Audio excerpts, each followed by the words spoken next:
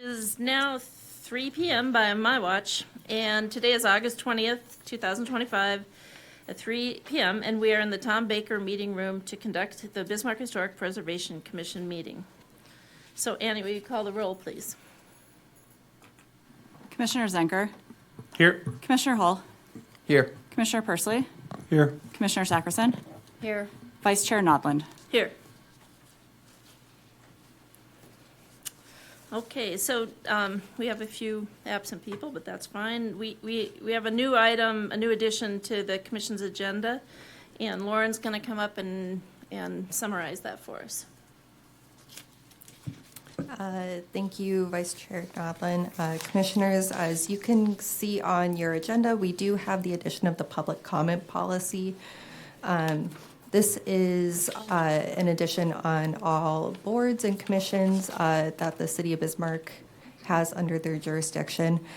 So the addition of the public comment policy section on the agenda is in response to a recently approved State Senate Bill 2180, as well as the City Commission's direction on the public comment policy that you see before you.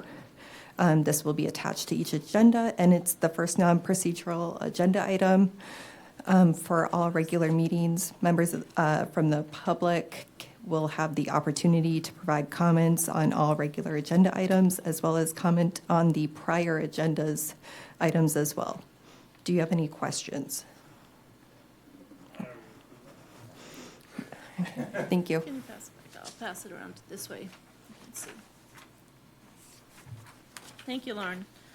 With that, the public comment period is open to anyone in the public. I don't believe there's anyone in the room. Is there anyone online? Nope. All right. So with that, we'll close the public comment period. The next thing up on our agenda, 1B, is approval of the meeting minutes for June 2025. I move to approve. Second. We have a motion and a second. Any discussion? I have one small comment on page 1 of 3, in the last paragraph at the bottom. I wasn't here, so I'm just asking this question. It says that the SHPO relayed that a permanent person is required to monitor. I think that probably is permitted. Correct. So that with that minor, does anyone else have any other corrections or comments? So motion to approve with change. So we have a Sure. motion. Oh. Commissioner Zenker has made a motion to approve with the change. Do I have a And I second? will second it. All right. Any discussion? Commissioner Persley, Yes. Commissioner Hull, Yes. Commissioner Zenker, Yes. Commissioner Sackerson, Yes. Vice Chair Nodland. Yes. All right, the motion passes. Okay, now we move on to the regular agenda items. The first one that we're going to consider is the 2003 Historic Preservation Fund grant update. So we're going to hear from Lauren. Thank you again, Vice Chair Nodland and Commissioners.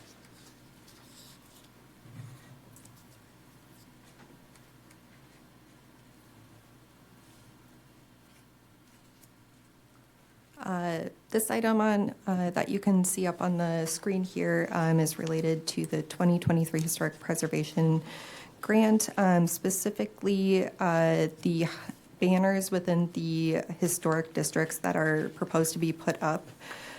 Just some updates on that. Both the banners for the Cathedral area and the Highland Acres historic districts are currently being produced. The next step and final step for them will be the installation of those. That will occur within the next month. A notice was previously published when we installed the first round of banners within the Highland Acres Historic District. Staff just asked if the Historic Preservation Commission would like to do something like this again. As you can see up here, there's an example of what one of those notices on the social media platforms looked like, just so the public's aware of what's happening and what's going on in their neighborhoods. Staff would ask that the Historic Preservation Commission determine if they'd like to provide another notice for this. I think just a consensus would be fine. I'd agree with that. Yeah, I think we would. And you have another item, right, that you want us to, okay. Yep. And then the second item, the brochures for the Highland Acres Historic District have been produced. So we do have copies of them available in our department up at Community Development. However, there should be some sort of way that we can distribute it out to the community, and staff would ask that the Historic Preservation discuss how they would like to distribute them. Thank you, Lauren.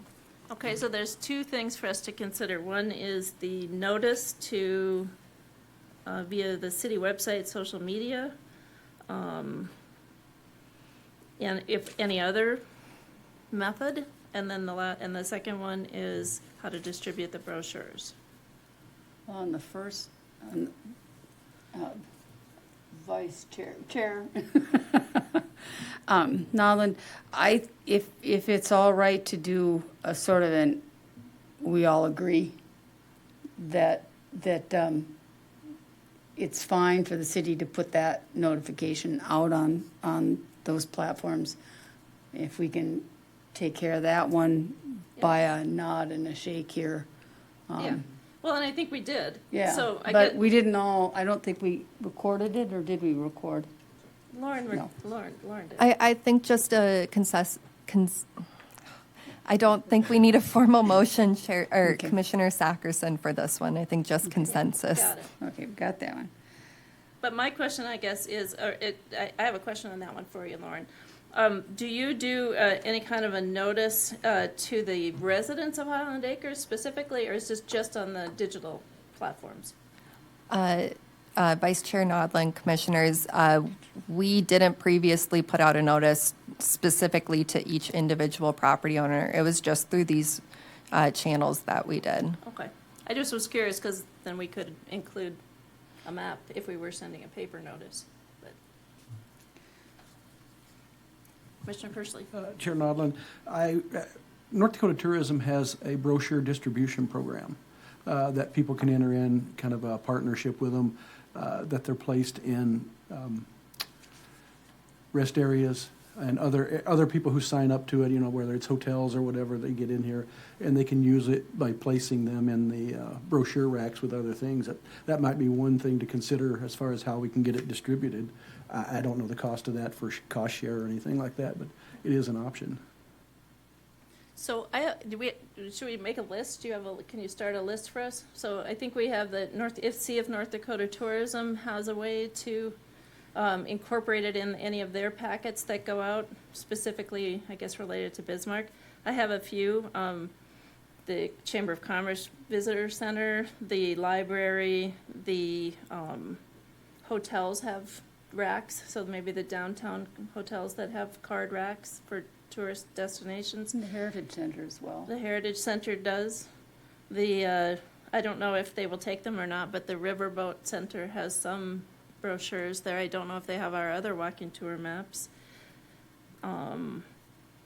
BSC probably has some place that they could distribute them because if they're right there next to us. The students might appreciate that. Does Capitol have something? I don't, Just in that entryway there? I think they used to. I don't know if they haven't been in, but that's something to check. so is there a distribution list that we've used for our other walking tour maps? Vice Chair Nodland, Commissioners, if we have, I don't have it in our records that we did it. I'm wondering if the last time they were handed out, for the first time that both the downtown and cathedral ones were handed out, if they were handed out at events or if commissioners themselves took them and handed them out elsewhere. Yeah, Chair Nodland. I do know that with the distribution of the first two, that mostly people seem to take them around and leave them places. It was kind of informal, Anybody as I recall. volunteer? Yeah, and the library, of course, always is a place to put those things. But yeah, I recall going around myself and taking a lot of them here and a lot of them there. Pretty off the cuff, but then people knew where to get them if they needed to have more, and that was at the city. And I'm assuming people come in because you have a pocket and they seem to walk out of that pocket. So I know that people that are aware of them know that they can get more here. So I guess if we could informally take a wad and take them somewhere, I'd be happy to do. I'd be happy to do that. I would take a stack around. It- Commissioner Hall? Chair Nyland, I'd also recommend the former Governor's Mansion side. I know they have a area for brochures there. Also Camp Hancock, I mean, any of the historic sites, I know would be willing to put those and have the space for them, or Right. the place for them. Can I ask a question here of everybody? Who are they intended for? Are they intended for locals or for tourists? I'm just Both. curious. Both? So, another question that I have is there a way through Highland Acres School to distribute them to the Highland Acres neighborhoods? Or are there events in that area that would be logical distribution points for them? If they're for the locals too, so they could, if they have visitors, they could alert, notify them or make those tour maps available to them too? Just trying to figure out who, I would think everybody in the neighborhood would appreciate them, and the school might be a spot to get them out. There are community organizers that were working on that summer concert No, series. it's They not. may be people who are already community outreaching there that would be Or the PTO, willing to distribute yeah. some of those. Is Jim Feedley still active in that stuff? Hmm? Because, I mean, he lives right a couple houses Yeah. up from me, so. Does the Civic Center have pamphlets? Because that'd be a good way for tourists. No? How about are there packets that go out for Bismarck specifically for conference marketing? Well, the League of Cities, people sometimes do that for different things, so that's another. So how is that for a list to get started with? And if we all volunteer to take a stack and or ask other people to take stacks around, neighborhood Yeah. people? Do you think it's worth me reaching out to Mike Jensen at Tourism to check on Sure, the brochure please. distribution? Please. Commissioner Nodland, there are a lot of those little free libraries. Those are really good places to put brochures in. We've done that. We did that quite a lot when we were distributing the first bunch. We just put them in any of those because those are people who are walking around looking in there. So that's really Okay. good. Well, that's a great list to start with. Is that okay? All right. I don't think there's any action that needs a vote on that. So then the next item on the agenda is the 2024 Historic Preservation Fund grant update.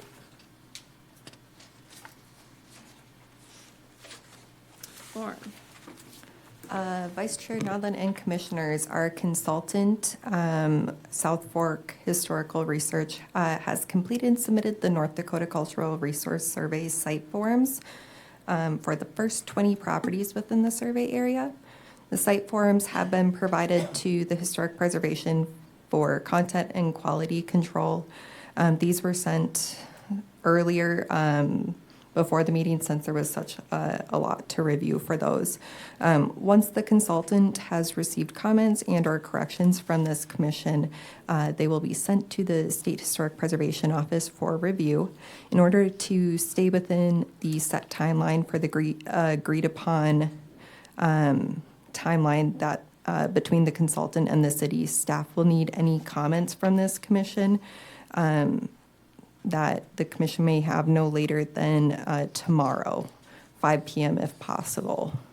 A letter from the consultant, including a summary table of the first 20 sites, was attached to this agenda and provided to you prior to this meeting. That is also, at least the table is included on the screen in front of you, just kind of highlighting some of the key components from those 20 site forms. The initial site forms were more thoroughly researched than is typical of a Class 2 reconnaissance survey. However, in order to keep within the agreed upon scope of the project, the remaining properties that this commission will see site forms for will only be evaluated as reconnaissance level efforts at Ford. Emily with South Fork Historical Research has provided a draft example of what a typical site form for those reconnaissance level surveys will look like. If you'd like a copy, I can provide that to you. The reconnaissance level surveys will establish just basic characteristics and trends within the survey area, and the information gathered will only be sufficient to recommend eligibility in reference to a potential district. So the recommended action for this commission today is to review and provide feedback on the submitted site forms to the consultant. Emily with South Fork Historical Research is here if you have any questions as well. Thank you, Lauren. So our action today is to review and provide feedback. And has everyone had a chance to look at the site forms? Okay, so everyone has. So we have till 5 p.m. tomorrow, but if we can do it today, let's see if we can do that, unless anybody has extensive comments they want to provide. Chair Noddle, I just have one question. Emily. Wait, could we? Oh, sorry. Okay. We'll bring Emily up in a minute. Sorry. So do we have anything that we have any questions? No? Okay. So, we will now, we'll invite up South Fork consultant Emily Sackerson. And, would you like to give us a short explanation of what you've presented today? And then we will have questions for you. Vice Chair Nodland and Commissioners, absolutely, I can do that. And thank you for having me here and for taking the time to review all that work. This is a really fun project for me as a Bismarck native and history enthusiast. Not every day you get to do your job in your hometown. So the reconnaissance survey sample of 20 properties is what I prepared and what you would have reviewed. As Lauren explained and as my cover letter explained, these were closer to an intensive level effort for the sample, and I wanted an opportunity to explain to you that I chose to do that. I discussed it with Lauren and Chair Demita as an approach to orienting myself to the history of the neighborhood. I specifically chose to do the 20 oldest based on the city's construction dates that were provided, some of which I've been able to find are incorrect or were kind of miscategorized or what have you. But I started with the 20 oldest from that list to give myself the opportunity to familiarize myself with what primary and secondary sources are there, develop that historical context, learn about the neighborhood kind of chronologically before assessing the rest. And so why not put that information that I found out into these site forms? It just makes sense to share it. And so that's why they're a little bit more thorough. There's a little bit more about the different people associated with each property, which isn't standard for a reconnaissance survey of a potential historic district. Hopefully, I'll find information in more expedient ways to identify other important people in that neighborhood through the reconnaissance effort. But I want you to know that the reconnaissance level forms moving forward for the other 180 properties will be a little bit lighter in content. I don't want anybody to have a misunderstanding of what the sample survey represents. So I did prepare, can we show that? The reconnaissance example basically the next one on my list. Just to show you a difference, if you've already reviewed the other 20 forms, you'll just note that everything's pretty much the same, except on the site summary page. So here's the feature description. That'll be pretty much the same as in the other properties, maybe a little shorter because I'm going maybe just a little bit more quickly to stay in budget and time frame. But the summary, where I've been putting historical background on each property, will be, rather than an entire attachment page, it'll more likely remain within that box that's in the fillable form and be maybe 2 to 3 paragraphs. I will not be going to the deeds like I did with the first 20 to find out the very first owner. I do have some really great resources at my fingertips to try to provide some historical information in a really efficient way. I've got a PDF of the 1908 city directory, for example, that I've been able to make word searchable. So if the property dates to before 1908, I should be able to get, from 1908 very quickly who the property owner or resident or renters may have been. And within the time available for me, I will try to do that with the other city directories, 1928 through the 1930s. Just won't be as quick because it's not word searchable.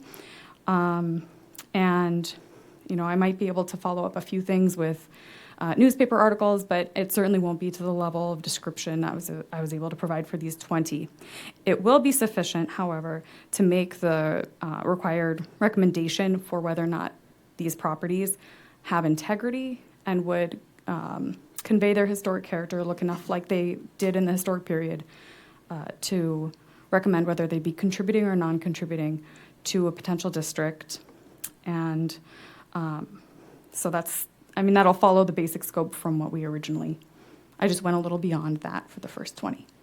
Does anybody have any questions about that or anything else? Because I've got lots to say. Well, I'd like to say I think you did a great job. I appreciate that you put in the extra effort on the oldest ones.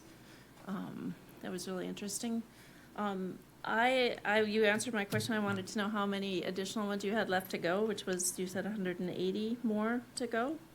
Is that correct? That's Yeah, great. I think the total number is 201 or something, and I've submitted 20, so. Okay, yeah, cool. So I know we have questions, Commissioner Hall. I agree with Chair Nodland where they look great. Having worked on those much better than I could have done easily. But the question was, both for commission, maybe also personal knowledge of, on the page 2 of the site form, where it's, future preservation recommendations, a little checklist. This might be a question for you, might be a question for Lorna at SHPO. But I was wondering why some of the site forms had it where, like, there's certain categories where they're, for, like, individual nominations clearly for that site. And others are, say, like, will not contribute to a district is for district potential. So I wasn't sure, I don't know if you have the answer for why some address, individual nominations, some address, I don't remember if some of them, why not all of them had both categories addressed. Sure. So, Commissioner Hall, the future recommendations is a selected list. To recommend something as individually eligible would require an intensive level. And I think let's see, I've got my summary table. There were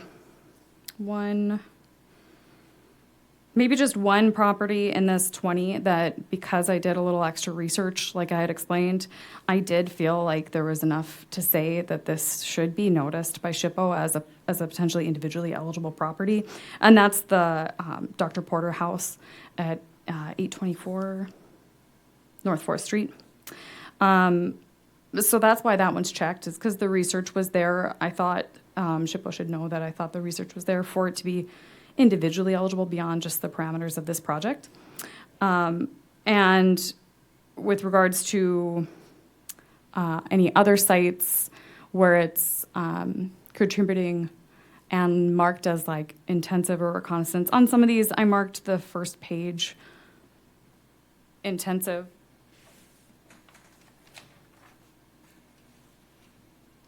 Here where you mark whether or not it's an intensive or reconnaissance. And I did reach out to SHPO to clarify for consistency in the project, if you'd prefer me to refer to what the level of effort the whole project is, which is a reconnaissance, I can change them all to be reconnaissance.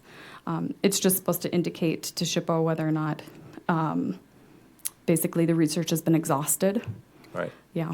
Okay, thanks. No, I was just wondering of like, what differentiating between eligible and I guess if it's not checked, it just means if it's not addressed, it's unevaluated. Yeah, if it's Okay. not been checked under individually eligible, means there's not enough information there, so somebody would have to do more research Okay. to make a recommendation. It doesn't mean it's not. Right. Okay. Perfect. That was, yeah. it was Does getting that answer? nitty-gritty. Yes, I was Okay. getting nitty-gritty for that, so, thank you. Okay. Do any other commissioners have questions?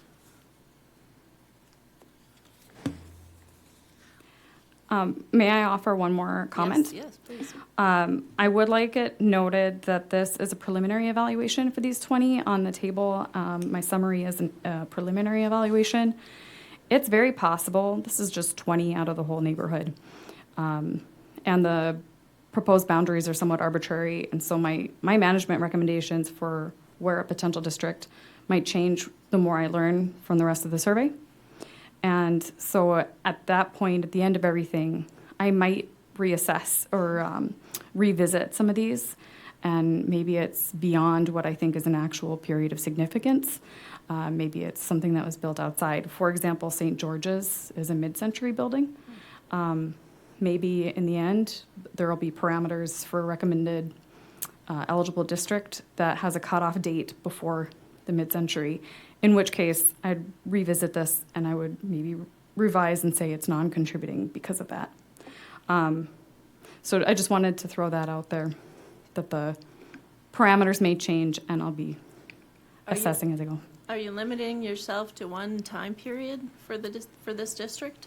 No, not necessarily. Just I don't have enough information yet to really provide a confident evaluation of whether something would be contributing or non-contributing till I understand the whole potential for district. Yeah. Does that make sense? Yeah, it seems like if you're looking at the oldest in this core area and 15 of them out of 20 are potentially contributing, that's a Safe bet, yeah. That's a pretty good bet. But, Yeah. But that's you're looking at a particular narrow time period there as well. But maybe in your whole district you have multiple time periods, so St. George's would fit in there still. But Yes, it's very possible, and it'll just depend on how the data all washes out on how much integrity properties have, and maybe we'll identify that there's some threats that have affected the likelihood of certain time periods or areas of significance. so what are your next steps? Next steps are to continue with the other 180 sites. All of the field work has been conducted with the exception of 2 properties. I've been waiting for a good time to photograph the library when it's not full of cars in the parking lot, and I just haven't found a good evening to do that. And then also Wilmore Elementary School. When I was doing the field work, the week that I carved out to do the photographs, I noticed there was a lot of programming going on the school grounds, and I did not feel comfortable. I didn't think people would really want me taking photographs with all the children on the playground. And so I'm going to plan an evening visit to Wilmore Elementary School as well to get the photographs when I can more reliably, respect people's privacy and take the photographs for those 2 sites. All the others have been documented, and so it's just a matter of assembling the forms and starting to do the research and writing on each individual property to the reconnaissance level. So, Have you submitted these 20 to the? no, you guys have the first look at them, and then per our contract, once I've got your comments, I have, I think, 2 weeks, something like that, to turn it around and submit it to SHPO. I think September 1st is maybe when I'd have to look back in my notes, but I'll send them And to then you'll get SHPO. comments back from them probably, and then have to address those, and so, okay. Yes. And that'll be ongoing at the same time that you're working on the next, so. Yes, Okay. and in other projects I have had, I have submitted site forms in batches of maybe 25 or 30 at a time. And what I actually kind of like about the design of this one is I realize it might be more to review at once at the end of the project, but it does give me that opportunity to learn as I go and define and redefine what might be the areas of significance, the periods of significance, and make final recommendations all at once and not have to go back and redo work, if that makes sense too. So I'll just keep working and working and working on these sites. Nice job. Yeah. So does anybody have, you have a I have comment? a question. Have you, out of curiosity, because having been out in neighborhoods doing surveys, have you had any interaction with the homeowners that have been surprising? I mean, have people been receptive if they've seen you out there? That's something that we need to keep track of. Yeah, thank you for that question, Commissioner Sackerson. I have had interactions with residents of the neighborhood. Not a whole lot, but a number of very pleasant conversations. People seem very interested. They're curious, maybe a little leery at first. Why do you have a camera in my front yard? Well, on the sidewalk, which is, run of the mill for my line of work. And so once the conversation starts, they always seem interested in the project, and they want to share something about their home, how long they've lived there, that they love this neighborhood. I've had a few offers to provide some historical photographs, which is great. And some past residents of the neighborhood, people who grew up in the neighborhood, have shared with me some historical photographs to incorporate in the report. So things have been positive with the few interactions I've had. Yeah, nobody's been upset or concerned.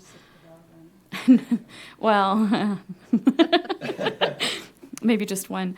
And in all fairness, the response has been positive. And also the survey results, Lauren has been sharing with me the survey that was sent out to property owners if they wanted to share information they have.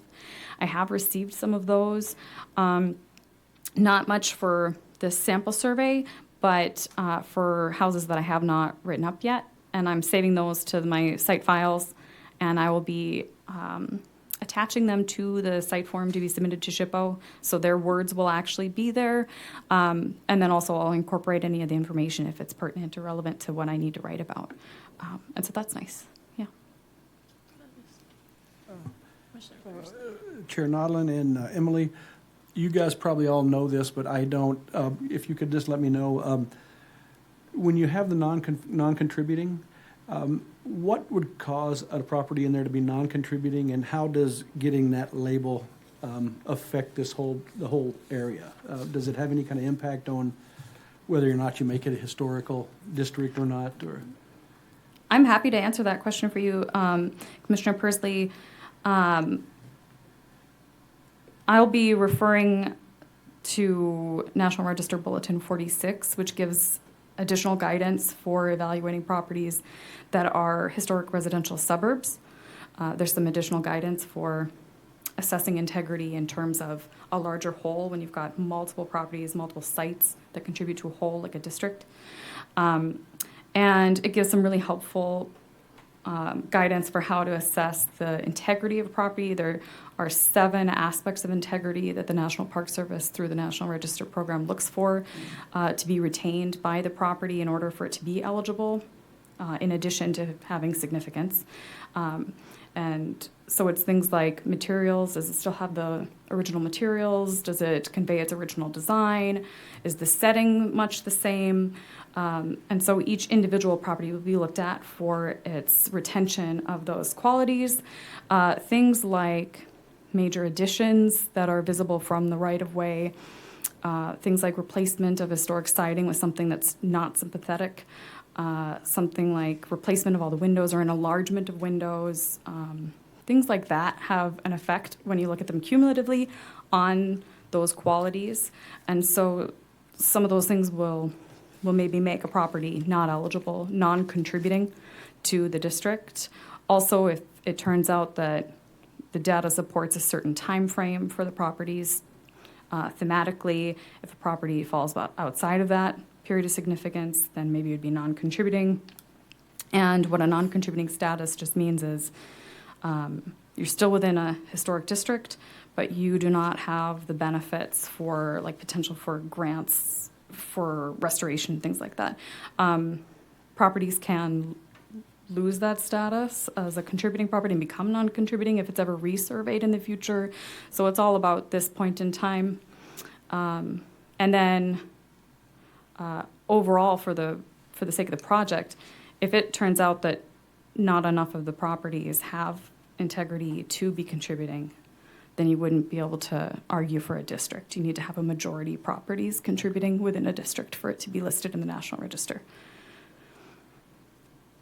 And I would add, as we've seen in, I think, at least one of these properties, you're recommending, where somebody previously said it was non-contributing or non-eligible, you're making the case that it maybe is. So it can go, depending on if you maybe take off the siding and see what's underneath. I mean, there's other ways that it can go from being non-contributing to contributing. But And I will say that I have noticed in this neighborhood, there are some property owners who have either recently completed or are doing restoration work, and not necessarily rehabilitation work or new construction, but are actually actively trying to restore something to its original character or save some of the historic materials. I have seen that going on in this neighborhood. The Dr. Porter House is a great example. But also I have seen, I mean, since I did my field work, one of the house's windows was replaced. That was a non-contributing and not eligible property already because of other alterations. It's the Ordway house, but they replaced the windows after I've already done the work. So it's a sliding scale. It's not a perfect system, but it's meant to be guidance for measuring whether or not this place has what it takes to be on the National Register. So, Thank you. does anyone else have any questions or comments? Okay, thank you, Emily. That was wonderful. yeah, thank you. This is so fun. Yeah. All right, does anybody feel like they need till another day to read or to comment? Or can we say that what we have asked and commented on today will serve as our HBC comment on it? Anybody? You okay with that? Yeah, I'm okay. I have a list of a couple of typos, but that's not enough to hold up any, So I don't We're see not on doing here typos. that you asked us for an action, but would you like us to move to, that we have provided our feedback on the first round submissions? Vice Chair Nodland, Commissioners, I think if this was your comment here, I think that's fine. If you have any of those edits for typos or something, that would be another thing you could send to me that I could provide to Emily as well. Yeah, but no formal Okay. motion. Do you have any questions for us beyond what we've asked or commented today?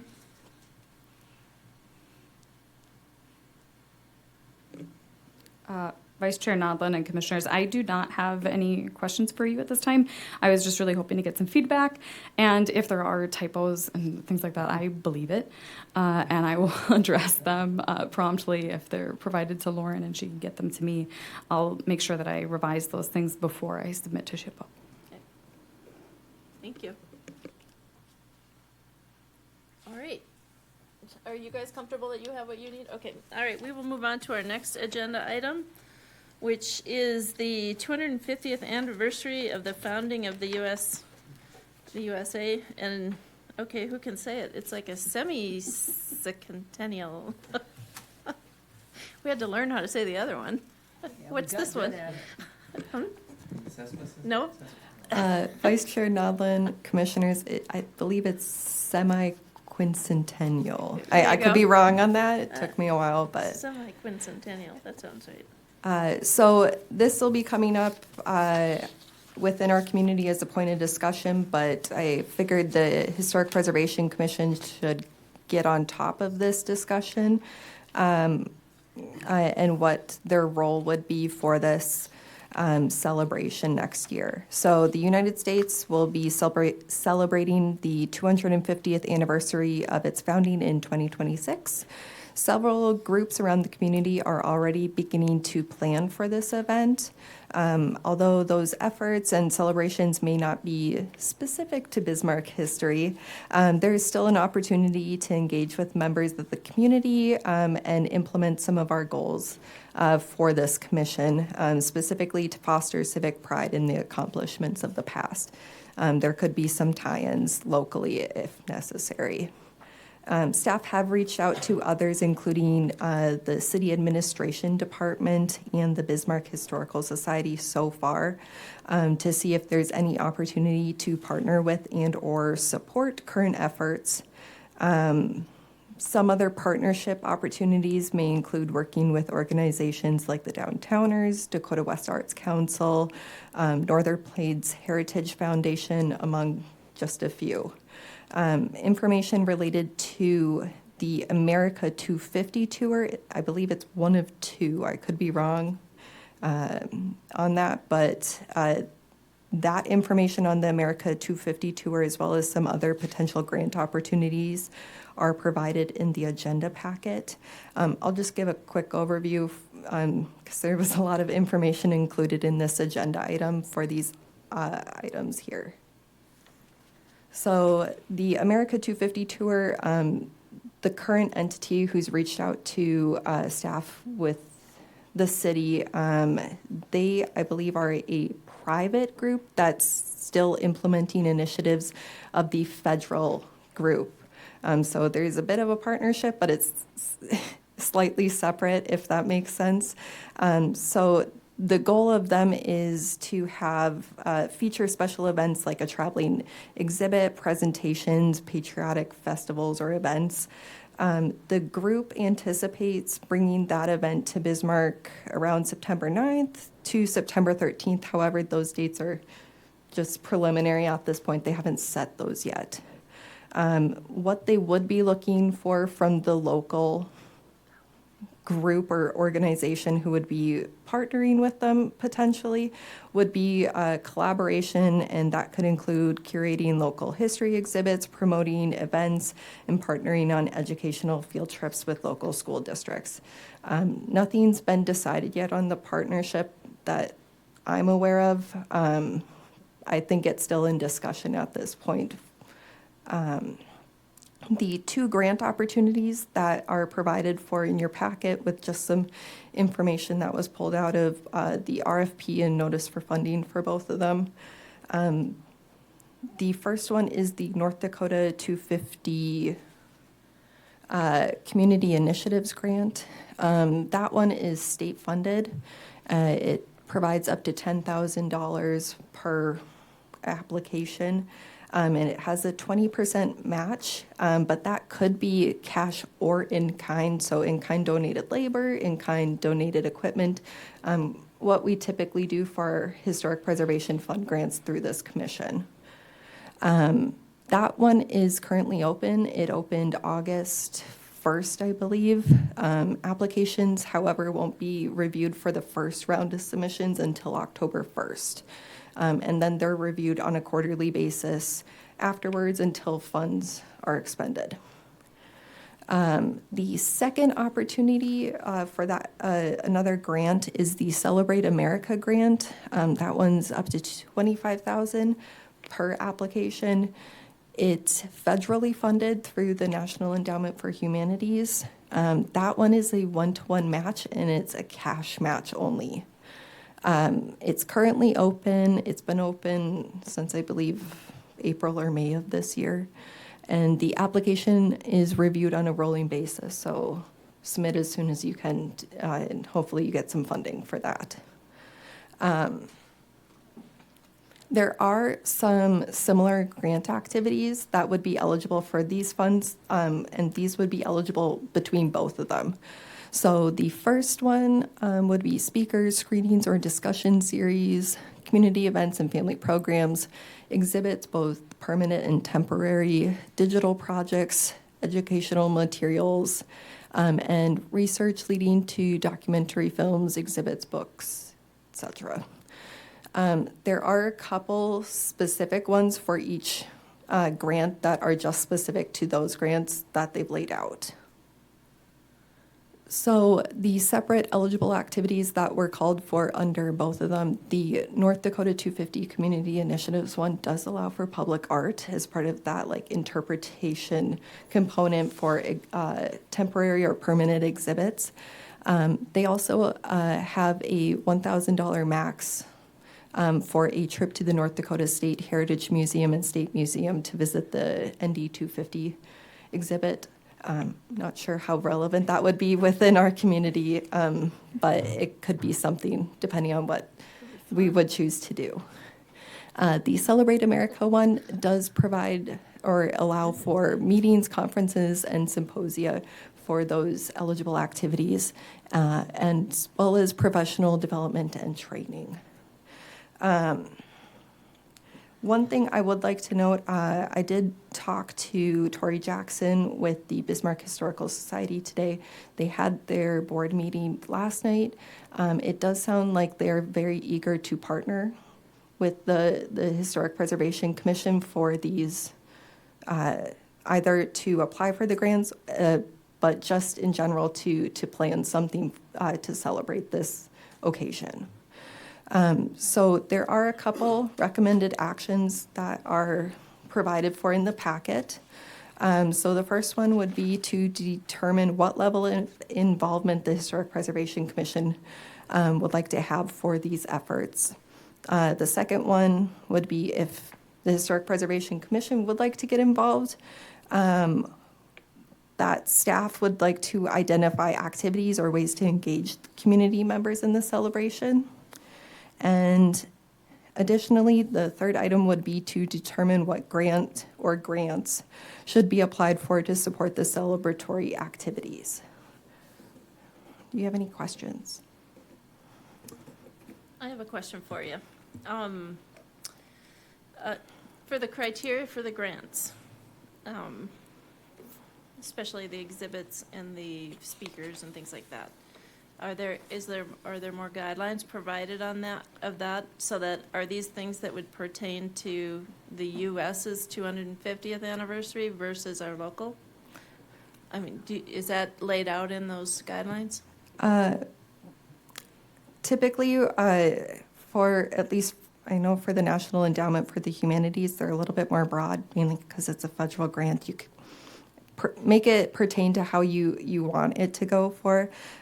Their request for proposals that I have in front of me is very broad with what they have. I believe their notice of funding would maybe have some more information, but not necessarily.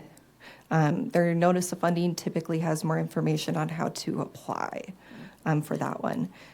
The state one, there might be additional information on the actual application information. However, the RFP or notice of funding that they have here was only 4 pages, so it doesn't have too much information besides just giving a broad sense of this is what a potential eligible activity could be. I do believe that most of it would be related to celebrating the past of the last 250 years. I think it could relate to North Dakota, either through different places, maybe innovations or something like that, as well as potential achievements contributing to the nation's overall history. If you do have more questions and you do want to read through those personally, there are links to that, or I could send those to you individually, but the packet does have them linked online. So if you click on the underlined item, it should be there in case you or anyone in the public has questions on that. Okay, thank you. Does anyone else on the commission have questions for Lauren before we talk about it? No, not a question. Not a question. For Lauren, anybody? All right, thank you, Lauren. All right, let's start with the top of this list. So the level of involvement that the staff would like to know, the level of involvement that the HPC would like to have. Anybody? It's a historically significant event. I think we should be involved. I don't know how you just determine how deep our involvement is or what it is, but somehow we should be involved. I'd agree. I think at the very least, we'd be advisory, and depending on how deep Bismarck gets into it, that might get into the purview of the overall city commission, especially if it's, involving like $25,000, for a grant match, but I'd definitely agree. Well, Bismarck has a long history of participating in the celebration I've gone through it, archives, boxes of things related to the last number of centennials. Yeah, because there was a whole lot of stuff, and nationally, if you look at the accounts of a lot of national traveling things that came through out of the capital. So there had to. So now I would assume there's probably a little less framework for supporting those patriotic events. So we probably should be involved in it just to help have a framework to hang what is going to come through and what we could help develop here.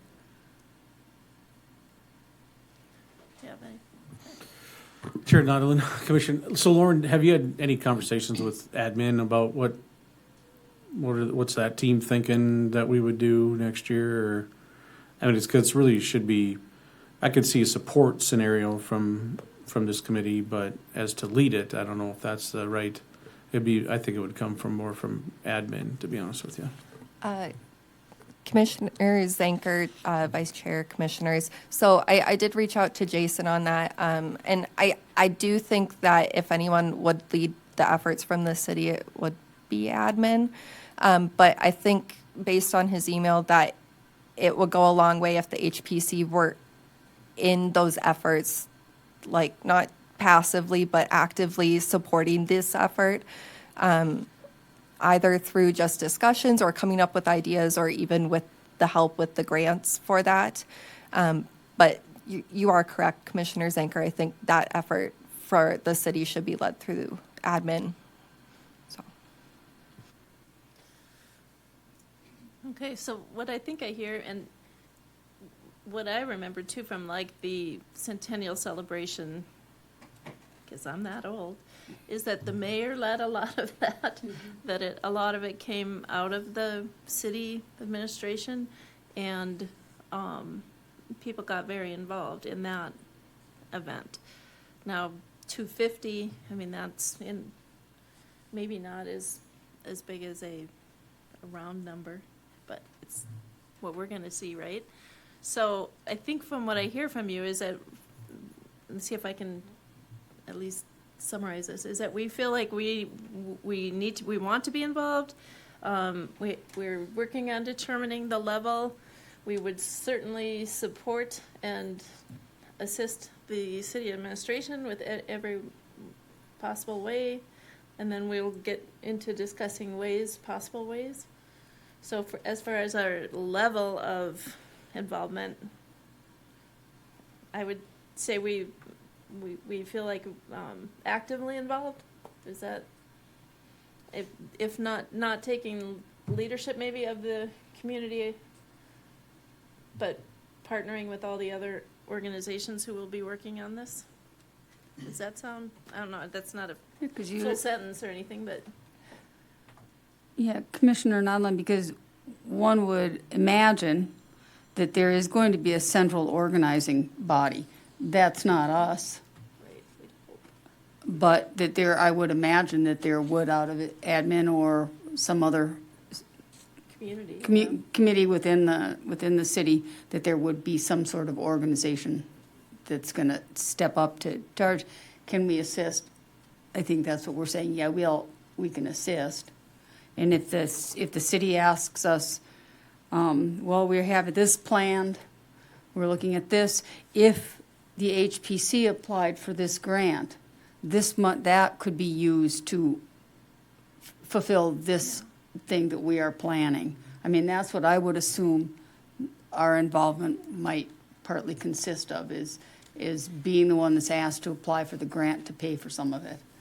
Unless, I'm going to suggest that as we get to the next two categories, the next two questions, or the grants, if the grants have a way to support our mission and vision, then we might be applying for those funds or those grants for our purposes. Right. But that doesn't mean we couldn't also, do one or the other. So I think we should figure out what we want to do, if we want to do anything, because maybe we don't. But I think for your first you have an answer for your first one. Is that correct? And then, Amy, do you want to tackle number 2 or 3, relating to these grants and possible things, like for the humanities grants, that if there are, does anyone have ideas of things that the HPC could do that's related to our city's history that has contributed to the national history? I mean, Well, Commissioner Allen, I'd say we can, highlight stuff that's like, have made, because much of the middle of the country is considered a flyover, which, obviously is very, very complimentary. But it's like sometimes we still can make a splash, and, I mean, some joke, but it's like one example could be like Mr. Bubble. Everyone knows Mr. Bubble. So that's one thing where we can highlight. It's like, hey, we weren't there for the founding, obviously, but it's like, we can still make, we've still made a splash that it's like, people in New York know. They may not know it's from North Dakota, but it's like we can still have that fact where it's like, yeah, we matter. Just one thought. Commissioner Nodland,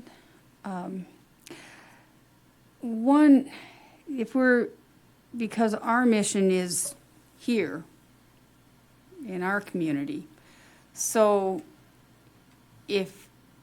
what part of the nation's story is the reason we're here? So we're looking at westward expansion. We're looking at Lewis and Clark again. We're looking at a lot of those things that are part of our national narrative. And we may be flyover, but we were also paddle through and roll through in wagons. And if I could see, for instance, this group putting together or getting a grant to do a narrative story trail along the river or someplace like that would sort of feature some of those parts of where this area fits. Because if we're celebrating the whole is composed of parts. And that 250 years, and that would include things, we have to realize that includes the takeover of this area. So you would have to look at making sure that we were capturing the Native perspective on what life looked like 250 years till now for them as well.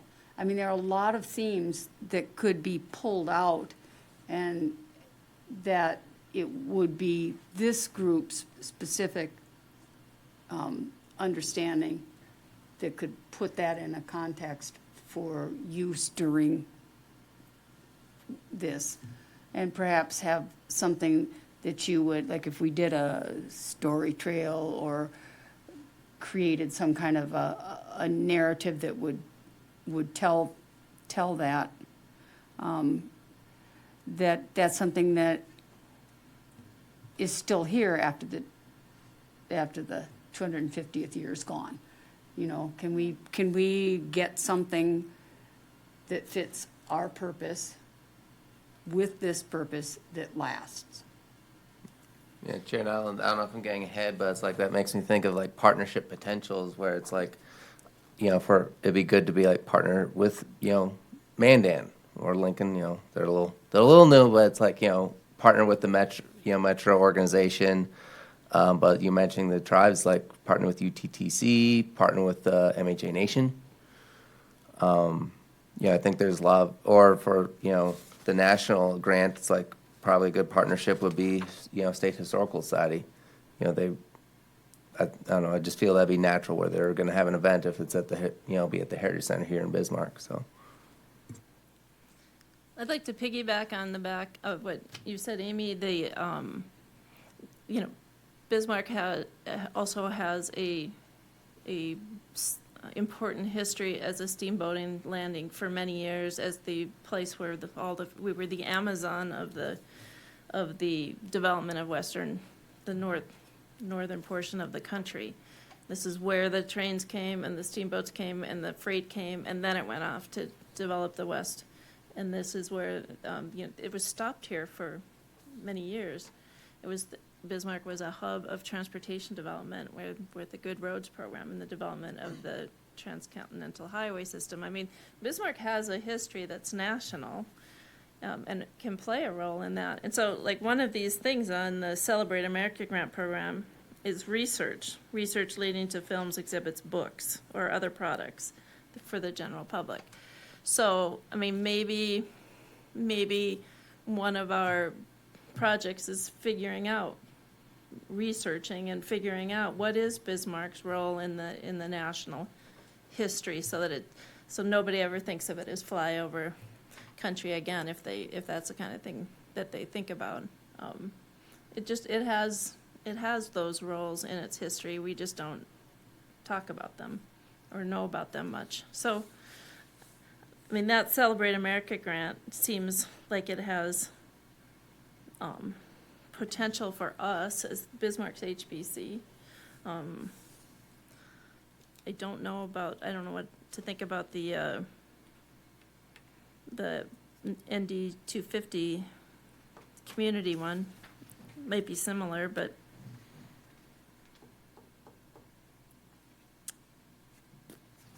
so do we want to think about this and find out more, and everybody kind of, the one is opened already, the application process is open, and we would have to have some, if we wanted to get on the first round, we would have to have it done by our September in order to get it through the city commission approval process as well. But you said they're going to be reviewing them quarterly.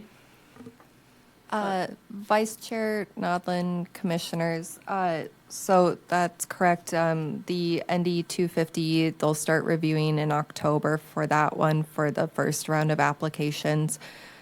With discussions with Bismarck Historical Society, I think if they want to, I think that one's open for nonprofits as well. I could be wrong. But I think they would like to apply by that October 1st deadline just to get right out the bat. With options, I think they will likely be reaching out to admin as well, or we can on their behalf, to start discussing applying for that grant or another grant, just to get items going. I did not share their initial thoughts from their meeting yesterday. They had two specific ideas that they were discussing just last night. They thought it might be beneficial to have an event or some sort of activity that could go along with the 4th of July event that the city puts on and will be putting on at its new location. According to admin, I think there was about 8,000 to 9,000 community members who attended just this past year's. So it could be a great opportunity to reach out and engage with the community at that event, is what their thoughts were on that. Another option would be hosting a symposium for local authors, or even tying into next year's anniversary for the Battle of Little Bighorn, which will also be occurring. So they thought it might be a great opportunity to tie into North Dakota's history in that sense, and perhaps get authors who are prominent in that subject to come to Bismarck and provide a discussion opportunity. Those are just ideas currently, they're not final or anything, and I think it would be a great opportunity to further discussions with partners if we are looking to apply. And that would be something to work out with admin and those partners.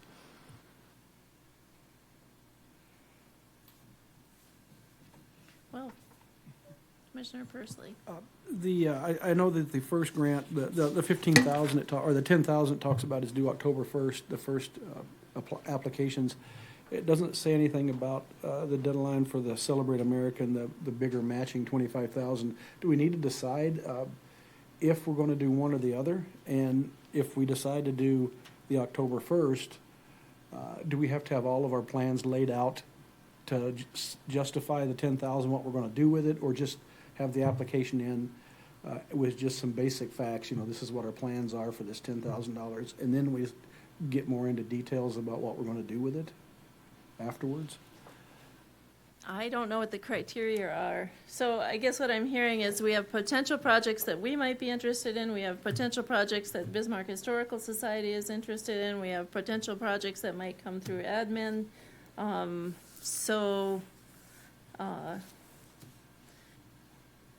don't know what the grant, if they are detailed grant. Usually they want to know, they want a budget, they want estimates of what you're going to do with it when you apply. But I haven't seen these. Let's take a look at the links and see if we can find what those applications look like. What do you guys think? I mean, Commissioner Nonlin, could we find out more precisely what the Bismarck Historical Society envisions using that money for, and seeing if we can piggyback with that so that they seem to have had a little more time to think about it, and maybe even have seen some of the criteria and thought about it a little more in depth. Maybe what they're doing, if we kind of copycatted enough difference that we could bulk up, and that would be a really good partner. You'd get, if we both got it, or if one or the other, we could make more bang that way. Lauren has something to add. Sorry, Vice Chair and Commissioners, it might be beneficial for the next step for this would be to identify one or two people from the commission who could then start to get into a working group with either other partners and admin for this. That way you're able to hear from them what their thoughts are, admin has their thoughts, and everyone who's relevant to that specific planning would have those discussions there, and then it could be brought back to you for a more cohesive discussion at that point. Well, does anybody want to volunteer to be on such a committee? I'll volunteer. Does anyone else want to volunteer? I would.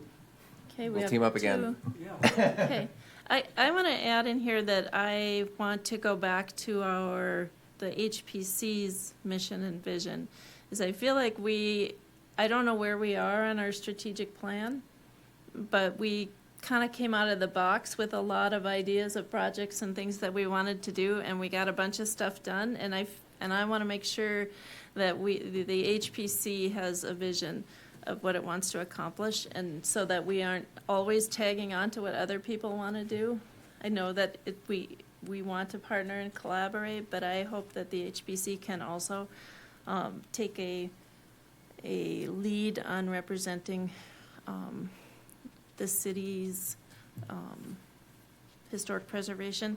We have a lot of projects of our own going on, so I can see that it might make sense to let other people take the lead on this period. But I guess I feel like I don't even know what our strategic plan is right now for us, that we don't have a slate of here's our top 3 priorities that we want to get done, that we need. So I guess maybe maybe at our next meeting, we could get an update from our strategic plan committee so that maybe it's time to do another retreat hour so that we can all kind of come up with what is it the HPC is doing, because, I mean, that feels to me like these are some great opportunities, and I think the things that everyone will come up with are gonna be great, and how do we make this decision? So, I don't know. I mean, I think if you two are willing to volunteer, does everybody think that sounds good? Okay, so will you guys kind of check, and then keep Lauren in the loop, I guess, is that usually? I'll be working with them on that, Okay, just good. to keep everyone in shape for that. The nexus. Do we have any other actions on this that you need from us? And then what, do we want you guys to report back to us at our next meeting and then we decide? Or do we just, what's our next step? Commissioner Donlin, would it be appropriate to have these two report to Lauren, and then Lauren could let us know if it looked like it was something we needed some time to think about Yeah, before the meeting, rather than, yeah, so that we come in informed and ready to make a decision about something, if a decision needs to be made or a motion needs to be made. yeah. Because this feels like a lot of possibility. There's a lot of possibility, and with this, especially with this quick deadline, we would need to get something within the next 2 weeks to get it in front of the city commission in September. And I don't see that happening.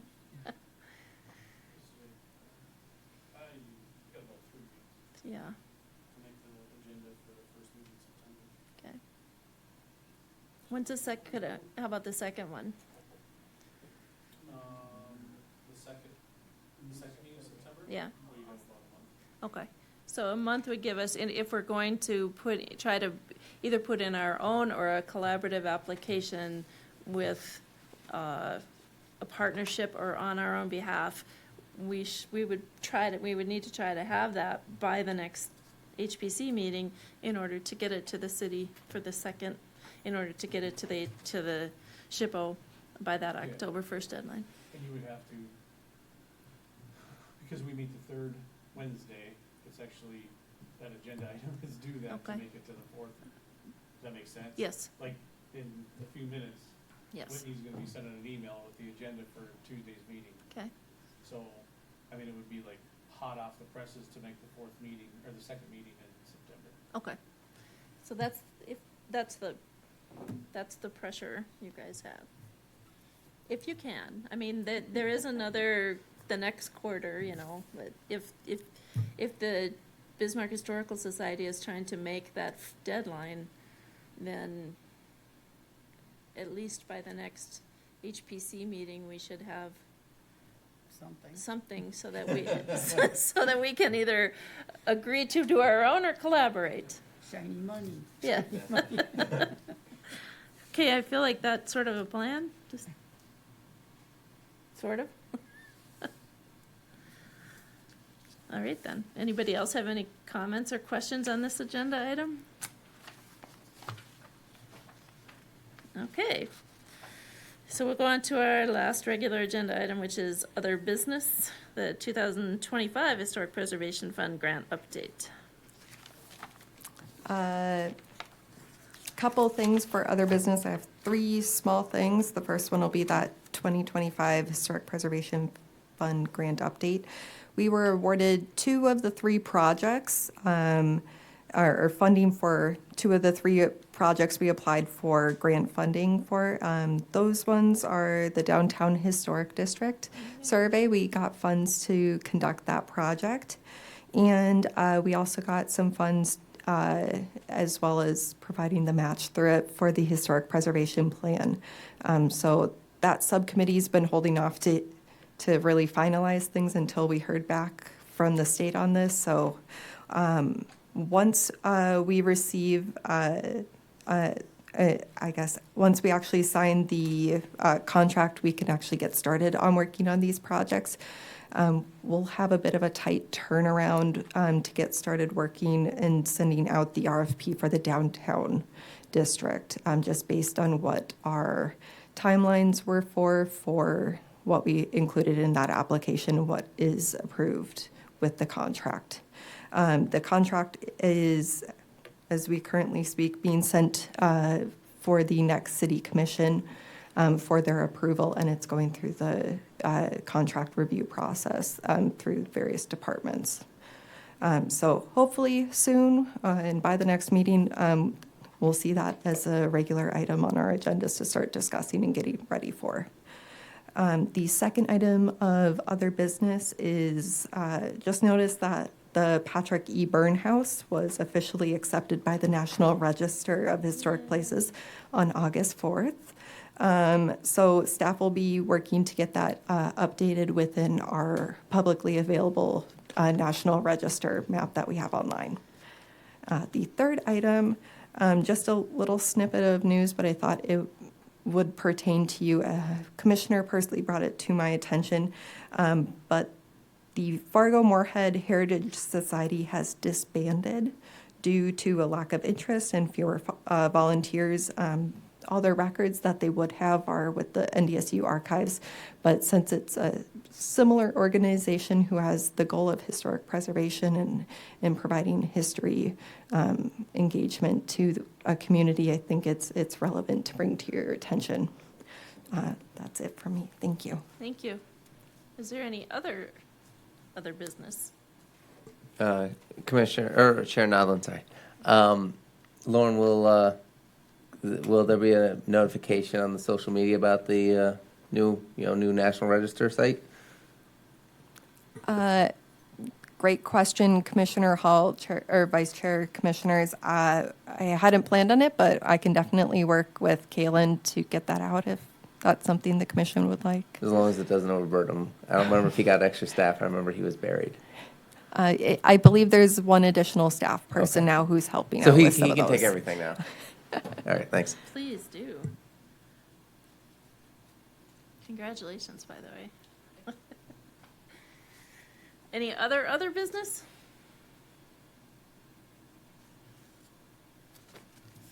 Okay, well, hearing none, this meeting will be adjourned. The next regular Historic Preservation Commission meeting is scheduled for September 17th at 3 p.m. right here in the Tom Baker Room. Thank you, everyone.